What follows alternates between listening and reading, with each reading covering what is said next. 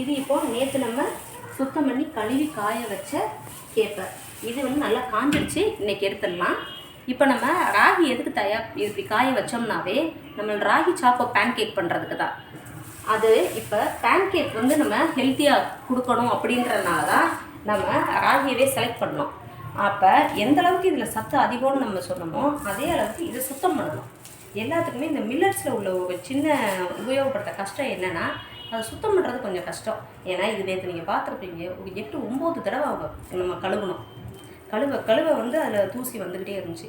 எப்போ அந்த தண்ணி நம்மளுக்கு நல்ல வெள்ளையாகிறதோ அது இத்தனை தடவைலாம் கணக்கில்லை, 15 தடவைனாலுமே நம்ம கழுவ தான் செய்வோம். அந்தளவுக்கு இதை சுத்தம் பண்ணி தான் கொடுப்போம். இதில் பார்த்தீங்கன்னா இதில் மேலில் உள்ள உண்ணி தவிடு எதுவுமே இல்லை. அந்தளவுக்கு நல்லா சுத்தம் பண்ணிட்டோம். ஏன்னா அப்போனா தான் பிள்ளைங்க சாப்பிடும்போது அது வந்து வாயில் வந்து நம்மளுக்கு தென்படாது. கடிபடாமல் இருந்தால் தான் அது பிள்ளைங்க வந்து நல்லா சாப்பிடுவாங்க.